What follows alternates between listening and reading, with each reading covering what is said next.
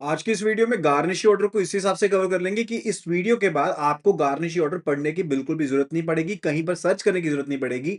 Make sure कि video को and तक जरूर गो थ्रू करना, और अगर प्रमोशंस की तैयारी कर रहे हो और कंप्लीट कोर्स एंड पीडीएफ चाहिए तो जल्दी से लिखो प्रमोशन अपडेट्स और उसे व्हाट्सएप कर देना है टू द नंबर 8360944207 के ऊपर। जल्दी से जल्दी व्हाट्सएप कर दो एंड मेक श्योर कर लेना कि चैनल को सब्सक्राइब कर लो। सो गार्निशी ऑर्डर होता क्या है?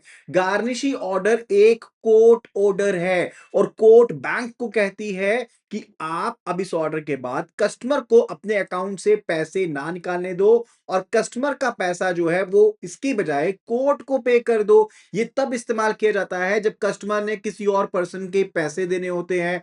तीन पार्टीज इसमें शामिल रहती हैं, जजमेंट डेटर, जजमेंट क्रेडिटर और गार्निशी यानी कि बैंक। तो कंप्लीट एक्सप्लेनेशन कवर करने वाले हैं। तो गार्निशी ऑर्डर एक इंस्ट्रक्शन होती है बैंक की तरफ से कि अकाउंट को फ्रीज कर दो और कस्टमर का पैसा दे दो हमें, क्योंकि हमें किसी ने अर्जी लगाई है कि उसने पैसे देने हैं, कस्टमर ने पैसे देने उस पर्सन के। लेट्स से पर्सन ए ने पैसे देने थे पर्सन बी के, लेकिन पर्सन ए ने कर दिया डिफॉल्ट। लेकिन पर्सन ए का अकाउंट चल रहा है XYZ बैंक के पास और यहां पर बी पर्सन चला जाता है कोर्ट के पास कि मेरे पैसे लेकर के दो, और कोर्ट ने एक नोटिस निकाला है बैंक को कि हम क्यों ना पैसे अटैच कर दे पर्सन ए के पैसे बी के पे करने के लिए। तो उसे हम कहते हैं ऑर्डर निसी, क्योंकि गार्निशी ऑर्डर दो स्टेजेस में इशू किया जाता है। फर्स्ट स्टेज होती है ऑर्डर निसी और दूसरी स्टेज होती है ऑर्डर एब्सोल्यूट। तो ये दो स्टेजेस हैं। ऑर्डर निसी में पूछा जाता है बैंक से कि पैसे क्यों ना अटैच किए जाए। अगर बैंक कोई रिप्लाई नहीं करता तो उसके केस में कोर्ट फाइनल ऑर्डर देती है और पैसे अटैच कर दिए जाते हैं। सो लीगल मैकेनिज्म जो है इसका, that is basically covered so as to recover the amount. अब बात करते हैं कि पर्पस क्या होता है। बिकॉज कोर्ट इन्फोर्स्ड, अगर रिकवरी चाहिए उसके लिए इस्तेमाल होता है। कोर्ट फोकस करती है कि बैंकिंग सिस्टम के थ्रू रिकवरी की जाए और डायरेक्ट पेमेंट की जाएगी, यानी कि अब क्या किया जाएगा, डेटर का कंट्रोल इंटायरली खत्म हो जाएगा और डायरेक्ट पेमेंट की जाएगी by the bank to the court, ताकि रिकवरी हो पाए। अब की आइडिया क्या है कि बैंक बन जाएगा गार्निशी, बिकॉज अब वो होल्ड कर रहा है पैसे को डेटर के बिहाफ पर, डेटर के लिए पैसा होल्ड कर रहा है। तो बैंक क्या बन जाएगा, the bank will be said to be garnishee. तो इसीलिए इसको गार्निशी ऑर्डर कहा जाता है और ये पर्सनल ड्यूज की रिकवरी के लिए इसका इस्तेमाल किया जाता है। अब तीन पार्टीज होती हैं। एक होता है जजमेंट डेटर, यानी कि जिसके खिलाफ जजमेंट दी गई, जिसने पैसे देने थे, वो कस्टमर जिसका बैंक में अकाउंट है और बैंक में पैसे पड़े हैं, और वो कस्टमर जिसने पैसे देने थे किसी और पार्टी के, एंड जिस पार्टी के पैसे देने थे उसको कहते हैं जजमेंट क्रेडिटर। और थर्ड पार्टी है एक बैंकिंग इंस्टीट्यूशन जिसके पास फंड्स पड़े हैं, जजमेंट डेटर के। तो ये तीन पार्टीज एग्जिस्ट करती हैं इन case of the garnishee order. तो जजमेंट क्रेडिटर होती है विनिंग पार्टी, यानी कि पर्सन जिसने केस जीता है, जिसको पैसे मिलने हैं, जहां पर कोर्ट ने ऑर्डर दिया उसकी फेवर में और कहते हैं भाई हम आपको रिकवरी करवा के देंगे, और यहां पर गार्निश ऑर्डर उन्हीं के लिए अप्लाई किया गया है।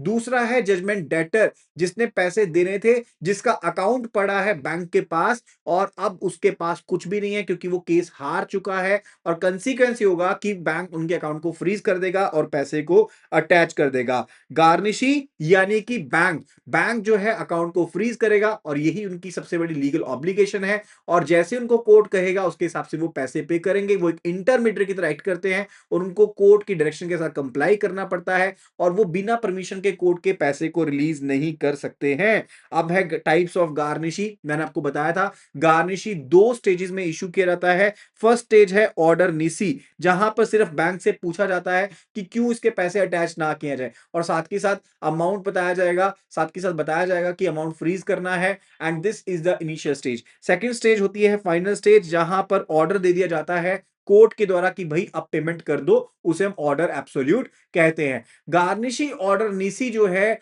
वो एक टेम्परेरी स्टेटस होता है ताकि अकाउंट को फ्रीज कर दिया जाए, और जो बैलेंस होगा debt is to be reported to the court, and purpose यही रहता है कि जो हियरिंग के खत्म होने से पहले जो कस्टमर है जिसके पैसे पड़े बैंक के पास वो कहीं पैसा ना निकाल ले, यही मेन पर्पस रहता है। अब गार्निशी ऑर्डर एब्सोल्यूट जो होती है वो होती है एक फाइनल स्टेज, जहां पर बैंक को पैसे पे करने पड़ेंगे टू द क्रेडिटर, या फिर कोर्ट जैसे भी कोर्ट इजाजत देगी, कोर्ट परमिशन देगी, ऑर्डर देगी उसके हिसाब से। एंड ये इशू किया जाएगा after hearing the objections, and ये गार्निशी प्रोसेस को कंक्लूड कर देगा and it will be binding on the bank, right. फिर बात आती है role of bank in the order nisi. अब बैंक को ऑर्डर रिसीव हुआ, बैंक साथ ही साथ गार्निशी ऑर्डर रिसीव होने के बाद अकाउंट को कर देगा फ्रीज, बैलेंस को कर देगा report to the court, and फिर आगे वेट करेगा कि क्या ऑर्डर आता है कोर्ट के द्वारा। एंड ऑर्डर एब्सोल्यूट के केस में फाइनल ऑर्डर जब आ चुका है तो अमाउंट को किया जाएगा कैलकुलेट, एंड जो भी पेबल समय उसको कैलकुलेट किया जाएगा और अमाउंट को फिर पे कर दिया जाएगा, फंड्स को ट्रांसफर कर दिया जाएगा to the either to the court और टू द क्रेडिटर। फिर बात आती है when garnishee order will be applicable, कहां अप्लाई होगा, जहां पर क्रेडिट बैलेंस पड़ा है, यानी कि जहां पर बैंक जो है वो डेटर की पोजीशन में है और कस्टमर जो है वो क्रेडिटर की पोजीशन में है। तो जहां पर बैंक डेटर की पोजीशन में और कस्टमर क्रेडिटर की पोजीशन में है वहां पर ये अप्लाई होगा। एक सिंपल सी बात ध्यान रखने वाली है कि क्या सीसी लिमिट में जहां पर कस्टमर पैसे निकाल सकता है, क्या वहां पर पैसा यूज किया जा सकता है so as to pay through the garnishee order? No, it can not be attached. Like let's say 3 lakh की सीसी लिमिट सैंक्शन की गई थी, अब वो पैसा किसी स्पेसिफिक पर्पस के लिए बैंक के द्वारा लोन के तौर पर दिया गया है तो उसे अटैच नहीं किया जा सकता, that money can not be attach. पर वहीं अगर 3 लाख से ऊपर बैलेंस पड़ा है, यानी कि क्लियर बैलेंस जो है वो क्रेडिट में है, तो उस बैलेंस को अटैच किया जा सकता है। सो की प्रिंसिपल यही है कि जो भी पॉजिटिव बैलेंस होगा वो अटैच हो सकता है। And ownership is related to कि वो पैसा जजमेंट डेटर को ऑनरशिप यानी कि बिलोंग करनी चाहिए। अगर ट्रस्ट अकाउंट में वो है और आपका क्रेडिट बैलेंस है तो क्या उसे अप्लाई कर सकते हैं? Date can not be applied, उसे अप्लाई नहीं कर सकते हैं। तो एप्लीकेबल अकाउंट्स के बारे में बात करें तो सबसे ज्यादा कॉमन टाइप अटैचमेंट की क्या है? सेविंग अकाउंट है, पूरा का पूरा बैलेंस जो है उसे फ्रीज कर दिया जाएगा एंड वहां पर रिकवरी की जा सकती है। अगर करंट अकाउंट की बात करें तो ये भी अटैचेबल है, यानी कि मान लो प्रोप्राइटर अकाउंट है, लेट्स से पर्सन ए के नाम में आया है, गार्निशी ऑर्डर रिसीव हुआ है और यहां पर पर्सन ए का एक प्रोप्राइटरशिप अकाउंट भी है, तो क्या इसे अटैच कर सकते हैं? Yes, it can be attach. अगर उसका प्रोप्राइटरशिप अकाउंट है तो उसे अटैच कर सकते हैं। अब इससे बिजनेस की जो ऑपरेशंस है वो तो डेफिनेटली इंपैक्ट होंगी होंगी, लेकिन वो अटैचेबल रहता है। फिर ओवरड्राफ्ट अकाउंट की बात करें तो क्या ओवरड्राफ्ट अकाउंट अटैचेबल है? यस, इट इज अटैचेबल अगर क्रेडिट बैलेंस है। जैसे मैं आपको बताया था ना सीसी लिमिट के केस में, अगर देखो बैलेंस ओवर ड्यू है यानी कि डेबिट में है, फिर अटैच नहीं होगा, लेकिन अगर क्रेडिट में है, पॉजिटिव बैलेंस है, फिर अटैच हो सकता है, लेकिन डेबिट बैलेंस अटैच नहीं होगा। अगर आपके पास बैलेंस डेबिट है उसका मतलब है कि वो बोरोड फंड्स को शोकेस कर रहा है, बोरोड फंड किसी पर्पस के लिए दिए होंगे तो उनको अटैच नहीं कर सकते हैं। फिर बात आती है कैश क्रेडिट अकाउंट, तो सेम मैंने आपको बताया था, जैसे कि क्रेडिट बैलेंस होगा तो अटैचेबल है, नेगेटिव बैलेंस है तो अटैचेबल नहीं होगा। फिक्स डिपॉजिट की बात करें तो पूरा का पूरा अमाउंट अटैचेबल रहता है। मान लो एफडी जो है डेटर के अकाउंट में है तो वो अटैचेबल होती है। प्रिंसिपल अमाउंट आप अटैच कर सकते हो, अक्रूड इंटरेस्ट को भी शामिल किया जा सकता है, अगर वो इवन मैच्योर नहीं भी हुआ अमाउंट तो भी उसको अटैच किया जा सकता है। फर्दर अगर एफडी प्री मेच्योर ब्रेकिंग की बात करें स्पेशल पावर के तहत तो बैंक डेफिनेटली एफडीआर को ब्रेक भी कर सकता है मैच्योरिटी से पहले गार्निशी ऑर्डर के रिसीव होने पर। तो बैंक के पास ये अधिकार लीगल अथॉरिटी अवेलेबल रहती है कि आप टर्म्स ऑफ एफडी को ओवरराइड कर सकते हो और पेनल्टी भी पड़ सकती है। जो प्री मेच्योर विड्रॉल के ऊपर पेनल्टी पड़ती है वो पेनल्टी भी डिडक्ट की जाएगी और इंटरेस्ट कैलकुलेशन उस हिसाब से की जाएगी जब आपका एफडीआर ब्रेक हुआ उसके हिसाब से उसको शामिल किया जाएगा and it will be calculated based upon the data, जैसे हम प्रीमेच्योर विड्रॉल के केस में करते हैं, राइट। लेकिन हाँ, गार्निश ऑर्डर को इंप्लीमेंट करने के लिए एफडी को ब्रेक किया जा सकता है। जैसे मान लो पहले अटैच कर दिया फिर कोर्ट ने ऑर्डर दे दिया तो yes it can be done, आप उसको ब्रेक कर सकते हो एफडी को, राइट। फिर रेकरिंग डिपॉजिट की बात करें तो पूरा का पूरा अमाउंट अटैच हो सकता है अगर वो डेटर के नेम में है। आप एक्यूमुलेटेड बैलेंस को अटैच कर दोगे, मैच्योर भी मैच्योरिटी के ऊपर भी दे सकते हो या प्री मैच्योर भी इसको ब्रेक कर सकते हो जैसे एफडी के केस में हमने किया था। So that can be done in case of the recurring deposit.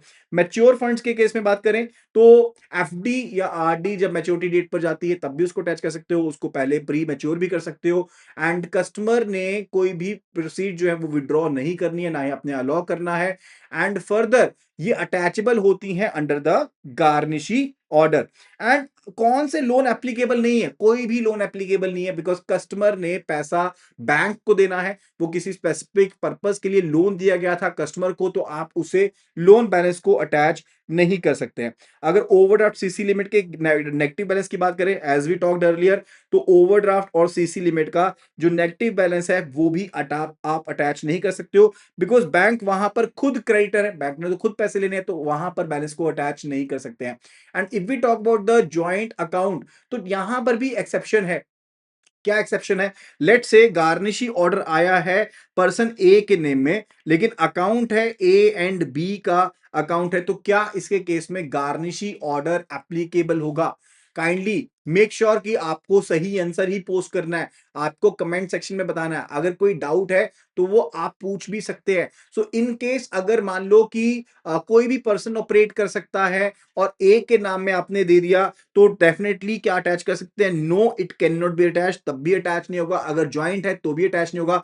अगर हाँ ए का सिंगुलर अकाउंट है तो उसे अटैच कर सकते हो, अदरवाइज उसे अटैच नहीं कर सकते हो। So that can not be done, right? लेकिन अगर ऑर्डर सभी पर्सन के नेम में है, ए एंड बी के नाम में, दोनों के नाम में है, तो यस, आप सभी के जो ज्वाइंट अकाउंट्स हैं उनको भी अटैच कर सकते हो और पर्सनल अकाउंट्स को भी अटैच कर सकते हो। दैट कैन बी डन, फिर उस केस में ये चीज की जा सकती है। फिर बात आती है कि ज्वाइंट अकाउंट्स के केस में अगर सिंगल डेटर है, तो सिंगल डेटर है यानी कि सिंगल पर्सन के नाम है तो कोई अटैचमेंट नहीं होगी, सभी डेटर्स के नाम में है तो आप ज्वाइंट अकाउंट को अटैच कर सकते हो, otherwise it can not be done. जैसे मैंने आपको सेम चीज बताई थी कि पर्सन ए जो है, मान लीजिएगा उसके नाम में गार्निशी ऑर्डर रिसीव हो गया है और यहां पर पर्सन ए का, ए जो है वो ट्रस्टी की तरह एक्ट कर रहा है एक ट्रस्ट अकाउंट में, तो यहां पर है एक ट्रस्ट अकाउंट जहां पर पर्सन ए ट्रस्टी है, तो क्या इस अकाउंट का बैलेंस अटैच हो सकता है? आंसर इज नो, क्योंकि capacity is not same. Capacity must be same and the funds must be in ownership of the person जिसके नाम में गार्निशी ऑर्डर आया है, तभी फंड्स को अटैच किया जाएगा, अदरवाइज फंड्स को अटैच नहीं कर सकते हैं।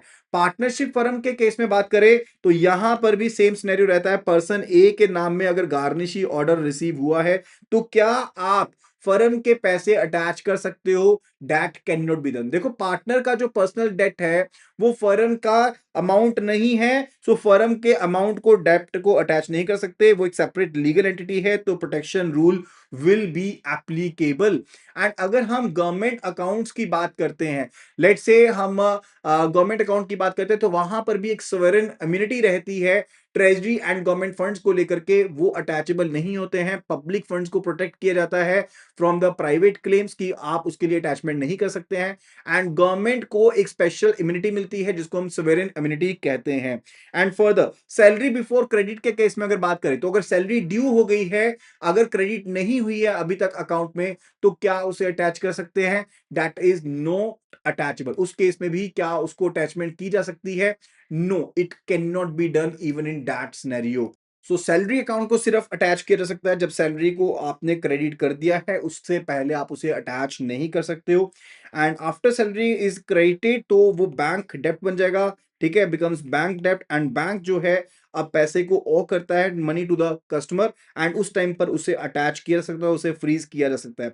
And for the what is the priority of the banks right of लियन, यानी कि अगर बैंक के पास राइट ऑफ लियन अवेलेबल है या फिर right of set of available है, तो बैंक का जो राइट है वो सुपीरियर होता है टू द गार्निशी ऑर्डर, यानी कि गार्निशी ऑर्डर बाद में अप्लाई होगा, सबसे पहले जो बैंक का अधिकार है वो अप्लाई होगा। मेक श्योर कि ये चीज भी आपको पता हो। So in case of lien versus garnishee या in case of set off versus garnishee, bank सबसे पहले अपने अमाउंट को रिकवर करेगा, उसके बाद बैंक जो है वो गार्निशी ऑर्डर को अप्लाई करेगा। So here is a case, bank अपने ड्यूज को सबसे पहले रिकवर करता है, तो टॉप सबसे पहले यही प्रायोरिटी है, उसके बाद गार्निशी ऑर्डर को अप्लाई कर सकता है, उसके बाद कस्टमर के पास जो बैलेंस बच जाएगा वो रह जाएगा जिसे वो डेबिट कर पाएगा, जिसे वो क्लेम कर सकता है। एंड लेट से अगर तो अमाउंट मेंशन्ड है, कंप्लीट अमाउंट मेंशन्ड है, बताया गया है, लेट से अगर 5 लाख का अमाउंट बता दिया गार्निश ऑर्डर में, ठीक है, आपको एक नोन अमाउंट बता दिया, तो बैलेंस मान लो 6 लाख रुपए का है, तो बैंक 5 लाख को क्या कर देगा? फ्रीज कर देगा और 1 लाख रुपए जो है उसे अनफ्रीज्ड रख सकता है, तो ये प्रावधान अवेलेबल है। लेकिन इन केस अगर कोर्ट ऑर्डर में बोला गया कि पूरा बैलेंस फ्रीज करना है, तो आपको पूरा बैलेंस फ्रीज करना पड़ेगा। एंड अगर मान लो कोई बैलेंस है ही नहीं है, तो बैंक क्या करेगा, चेक करता है अकाउंट को, कस्टमर के बैलेंस को रिव्यू करता है, जीरो या डेबिट बैलेंस होने के केस पर कोर्ट को इन्फॉर्म कर देता है एंड ऑर्डर जो है वो इनइफेक्टिव हो जाएगा। एंड अगर अकाउंट ऑलरेडी फ्रीज है, गार्निशी सिर्फ और सिर्फ अवेलेबल बैलेंस के ऊपर एप्लीकेबल रहेगा। मान लो कि गार आप जो सेविंग फंड अकाउंट था ऑलरेडी अटैच्ड है, लियन मार्क्ड है टुवर्ड लेटर ऑफ क्रेडिट और through for any other instrument, तो उसके केस में प्रायर फ्रीज सिनेरियो अगर है तो आप उसको दोबारा से फ्रीज नहीं कर सकते गार्निश ऑर्डर के लिए। आप सिर्फ जो अनफ्रीज्ड अमाउंट है वो ही आप अटैच कर सकते हो। एंड ये भी हो सकता है कि मल्टीपल गार्निश ऑर्डर रिसीव हुए हों, like GO1 GO2 and so on. तो जैसे जैसे जिस ऑर्डर में रिसीव हुआ उसी हिसाब से आप उन ऑर्डर्स को अटैच करोगे with the account, right. And customer की अगर डेथ हो जाती है बिफोर द ऑर्डर, ऑर्डर के आने से पहले ही कस्टमर की डेथ हो चुकी है, तो ऑर्डर इनवैलिड मान लिया जाएगा, ऑर्डर इनवैलिड हो जाएगा एंड अटैचमेंट पॉसिबल नहीं रहेगी। उसके केस में कोर्ट एक नया ऑर्डर निकाल सकती है in the name of the legal heir, कि भाई सक्सेशन जो है वो अकाउंट का सक्सेशन मैटर करेगा ना उस टाइम पर, तो लीगल हेयर को नया ऑर्डर निकाला जा सकता है by the court, otherwise it can not be attach. अगर मान लो ऑर्डर इससे पहले आ गया, जो प्राइमरी टेम्परेरी ऑर्डर था वो आ गया, उसके बाद कस्टमर की डेथ हो जाती है और तब भी ऑर्डर लैप्स हो जाएगा। इन केस अगर पहले ऑर्डर निसी आ गया उसके बाद कस्टमर की डेथ हो गई है, तो भी ऑर्डर लैप्स हो जाएगा, तब भी फ्रेश ऑर्डर देना पड़ेगा। For the death after the order absolute, अगर ऑर्डर एब्सोल्यूट है, ठीक है, और उसके बाद डेथ हो गई कस्टमर की, तो ऑर्डर वैलिड माना जाएगा। बैंक को फिर ऑर्डर के हिसाब से ही पेमेंट करनी पड़ेगी, क्योंकि ऑर्डर एब्सोल्यूट ऑलरेडी फाइनलाइज हो चुका था। पेमेंट ऑब्लिगेशन क्रिस्टलाइज रहेगी एंड डेथ जो है फिर वो वैलिडिटी को इंपैक्ट नहीं करेगी अगर एब्सोल्यूट ऑर्डर के बाद कस्टमर की डेथ होती है उस सिनेरियो में। इन केस अगर जॉइंट होल्डर डेथ है तो सर्वाइवरशिप रूल एप्लीकेबल रहेगा, जॉइंट अकाउंट के पास सर्वाइवर आ जाएगा and further garnishee order apply नहीं होगा। लेट से अगर जॉइंट होल्डर डेथ हो जाता है तो गार्निशी ऑर्डर इनफेक्टिव हो जाएगा। लेकिन मान लो कि अगर आइदर सर्वाइवर केस था तो उसके केस में, आइदर सर्वाइवर के केस में तो एप्लीकेबल रहेगा। लेकिन मान लो अगर जॉइंट अकाउंट था, लेट से ए एंड बी का जॉइंट अकाउंट था और ए एंड बी के नाम में ही गार्निशी ऑर्डर था, तो ए पर्सन की अगर डेथ हो जाती है तो इस अकाउंट का बैलेंस अब अटैच नहीं होगा, वो इनइफेक्टिव हो जाएगा। बिकॉज अब बैलेंस जो है वो अमाउंट किसको मिलना चाहिए, लेट से ए एंड बी है और ए पर्सन की डेथ हो जाती है तो बैलेंस किसे मिलेगा, balance amount will be payable to person B and legal heir of person A, legal heir of person A, इनको ज्वाइंटली पेबल रहेगा, राइट। तो उसके हिसाब से अब गार्निश ऑर्डर एप्लीकेबल नहीं रहेगा। And further if the money is held as trustee और गार्डियन, तो फिड्यूशरी प्रोटेक्शन के तहत यहां पर उसे अटैच नहीं किया जा सकता, गार्निश ऑर्डर में अटैच नहीं कर सकते। Like I already told you, अगर ट्रस्टी कैपेसिटी है तो आप बेनिफिशियरी के लिए पैसे को होल्ड कर रहे हो, आपका खुद का कोई ओनरशिप नहीं है। अगर गार्डियन फंड है यानी कि माइनर के लिए पैसा रखा हो तो माइनर की प्रोटेक्शन रहती है एंड तब भी आप अकाउंट को अटैच नहीं कर सकते। जैसे मान लो ए गार्डियन है माइनर का, एमएन का, राइट, एंड अंडर गार्डियनशिप एक अकाउंट है ऑफ ए एंड उसके केस में एक ऑर्डर आता है ए के नेम में, तो आप इस बैलेंस को अटैच नहीं कर सकते। एक लीगल शेड आपके पास अवेलेबल रहती है एंड क्योंकि आपका पर्सनल ओनरशिप यहां पर बैलेंस के ऊपर नहीं है। नाउ लोकस टेंडी सेज कि हु कैन ऑब्जेक्ट, कि कौन पर्सन ऑब्जेक्ट कर सकता है, किसके पास राइट टू स्पीक है। अब बैंक के पास अधिकार है, मान लो कोई बैलेंस ही नहीं है या जॉइंट अकाउंट है या लोन अकाउंट है या मनी जो है बैंक के लियन के अंदर है या सेट ऑफ के रूल अप्लाई कर दिया है, कस्टमर की डेथ हो चुकी है, तो डेफिनेटली बैंक जो है ऑब्जेक्शन कर सकता है। अकाउंट होल्डर भी ऑब्जेक्शन कर सकता है अगर पैसा किसी और को बिलोंग करता है, अगर डेट ऑलरेडी सेटल हो चुका है या फिर मान लो गलत पर्सन को टारगेट किया गया है, तो डेप्टर भी यहां पर अपनी आवाज उठा सकता है। थर्ड पार्टी भी आवाज उठा सकती है अगर मनी अकाउंट में लीगली उस पर्सन को बिलोंग करती है, लेट्स से ट्रस्टीशिप में बैलेंस बढ़ा है, तो थर्ड पार्टी भी आवाज उठा सकती है यानी कि बोल सकती है। अब बैंक का राइट ऑब्जेक्ट मैंने आपको ऑलरेडी बता दिया, बैलेंस नहीं है, जॉइंट अकाउंट है, ट्रस्ट अकाउंट है, लियन अप्लाइड है। इस तरह से डेटर्स का राइट भी है, जैसे मैंने आपको डिफरेंट डिफरेंट रीजन बताया, and for the third party भी आवाज रेज कर सकती है। क्लेम मान लो ट्रस्टी के केस में किया गया है कि ट्रस्टी अकाउंट है, अब ट्रस्टी का बैलेंस अटैच कर रहे हो ट्रस्ट अकाउंट का, तो डेफिनेटली थर्ड पार्टी भी बीच में पार्टी बन सकती है एंड ऑब्जेक्ट कर सकती है। And if we talk about the garnishee and further about the FD lien, तो कौन विन करेगी? Definitely lien will win. तो लियन जो है वो बीट कर देगी गार्निश ऑर्डर को, क्योंकि लियन की जो प्रायोरिटी होती है दैट इज अबव, एंड वो ओवरराइड करता है, तो प्रायोरिटी स्टेटस लियन के पास रहता है, not with the garnishee, right. And PPF account protection के बारे में बात करें तो स्टैट्यूटरी प्रोटेक्शन है कि पीपीएफ अकाउंट को अटैच नहीं किया जा सकता गार्निशी के अंदर, तो स्पेशल प्रोटेक्शन दी गई है by the PPF act, and इसे इम्यूनिटी मिलती है अटैचमेंट से, एंड इसको क्रेडिटर्स के द्वारा सीज नहीं किया जा सकता, and further this is a government backed security, right. So that can not be done. PPF account को आप अटैच नहीं कर सकते हो। एंड कौन सा अमाउंट फ्रीज होगा? क्लियर फंड्स होंगे, सिर्फ वही अमाउंट फ्रीज होगा। लेट से टोटल बैलेंस 30,000 रुपए का था एंड फ्लोटिंग जो शैडो बैलेंस था वो 15,000 का है, तो 15,000 का जो बैलेंस है, जो आपका क्लियर अमाउंट है, उसी को आप अटैच कर सकते हो, पूरे के पूरे अमाउंट को अटैच नहीं कर सकते हो। एंड मान लो फंड्स अवेलेबल जितने भी हो, एंड जो ऑलरेडी चेक क्लियर हो गए हैं, आप उनको कर सकते हो, एंड जो कोई भी आपके पेंडिंग क्लियरेंस अमाउंट है उनको आप काउंट नहीं करोगे, उनके हिसाब से नहीं करोगे, राइट। तो ये नहीं है कि आपके चेक आने थे या चेक क्लियर होने थे तो वो पैसे को आप टारगेट नहीं करोगे, जो क्लियर बैलेंस है आप उसी को टारगेट करते हो। And further it's related to funds under clearing. अगर चेक डिपॉजिट किया है, क्लियरिंग प्रोसेस में अभी क्लियर नहीं हुआ है, तो वो अटैचेबल नहीं है, date can not be attach. जब तक बैलेंस क्लियर नहीं होगा तब तक आप उस बैलेंस को अटैच नहीं कर सकते हो। एग्जांपल के थ्रू समझो, कस्टमर का ओवर ड्यू बैलेंस अगर मान लो ओवर ड्यू बैलेंस जो था गार्निश ऑर्डर के तहत वो था 40,000 तक का, राइट। एंड अकाउंट में बैलेंस जो है वो है 20,000 रुपीज का, और पर्सन ने एक चेक डिपॉजिट करवाया हुआ है 30,000 रुपए का, लेकिन ये चेक क्लियर नहीं हुआ, तो आप 30,000 के चेक को नहीं कर सकते, आप सिर्फ 20,000 के अमाउंट को ही आप क्या करोगे? अटैच करोगे। और सबसे बड़ी बात है कि गार्निश ऑर्डर के केस में ना, जो सब्सिक्वेंट क्रेडिट्स होते हैं उनको अटैच नहीं कर सकते। जैसे मान लो 10-20 पर आपके पास गार्निश ऑर्डर रिसीव हुआ, तो 10-20 पर जो बैलेंस था सिर्फ आप उसी को अटैच करोगे। 10-30 पर भी अगर, या 10-21 पर भी अगर बैलेंस आया, आप उसको अटैच नहीं कर सकते। Subsequent credits are not attach, right. अगर इनऑपरेटिव या फ्रोजन अकाउंट के बारे में बात करें तो उनको अटैच कर सकते हैं, यस अटैच कर सकते हैं। अगर डेटर जिंदा है तो कर सकते हैं। डॉर्मेंट स्टेटस का कोई रेलिवेंस नहीं है। आप अगर डेटर जिंदा है तो डेफिनेटली कर सकते हो। फंड्स लीगली बिलोंग करने चाहिए टू द डेटर, एंड उनको अटैच किया जा सकता है, उनको पे आउट भी किया जा सकता है। अब स्टेप बाय स्टेप क्या प्रोसेस है गार्निश ऑर्डर का? सबसे पहले गार्निशी जो निसी ऑर्डर है, ऑर्डर निसी, उसे इशू किया जाएगा कोर्ट के द्वारा, एंड उसके बेस पर बैलेंस बता दिया जाएगा, एंड अकाउंट को फ्रीज कर दिया जाएगा, that will be done. And उसके बाद कोर्ट हियरिंग होगी, एंड फिर कोर्ट जो है ऑर्डर एब्सोल्यूट निकालेगा, एंड ऑर्डर एब्सोल्यूट बैंक के पास आने के बाद बैंक फाइनल पेमेंट ट्रांसफर कर देगा। So that is a process which is being followed. So that's the response by the bank to the court. एक ट्रुथफुल स्टेटमेंट भेजनी होती है, टाइमली रिप्लाई करना होता है, एंड जो भी डिटेल्स होती है उनके साथ कंप्लाई करना पड़ता है। अगर बैंक गलत चीज करता है तो उसके केस में बैंक लायबल बन जाएगा। अगर बैंक रॉन्गफुली पे करता है या रॉन्गली गलत इंफॉर्मेशन देता है तो बैंक के ऊपर जिम्मेदारी रहेगी। एंड अगर आप, ठीक है, पेमेंट नहीं दे सकते, ऑर्डर एब्सोल्यूट से पहले प्री मेच्योर पेमेंट नहीं दे सकते हो, या रॉन्ग अमाउंट आप बता देते हो, या ऑब्जेक्शंस को इग्नोर कर देते हो, तो बैंक को ट्वाइस द अमाउंट जो मांगा गया था वो बैंक को एज अ पेनल्टी पे करना पड़ेगा। That is it, right. Multiple accounts के केस में बात करें तो सभी अकाउंट्स को कवर करोगे। लेट्स से सेविंग अकाउंट है, करंट अकाउंट है, एंड जो भी सभी ब्रांचेस हैं एक ही बैंक की, उनको सभी को कवर किया जाता है under the single order, right. And after that it's related to excess money after the payment. अगर आपने ड्यूज को कैलकुलेट कर लिया है तो बैलेंस जो बाकी रह जाएगा, debt is assessable, extra amount access कर सकता है कस्टमर, एंड कस्टमर को वापस कर दिया जाएगा। That is the case. And अगर पार्शियल पेमेंट है तो बैंक जो है पार्शियल पेमेंट करेगा। लेट्स से ऑर्डर था 10,000 का और बैलेंस है 6,000 का, तो बैंक 6,000 ही पे करेगा, not more than that, right. Is that clear?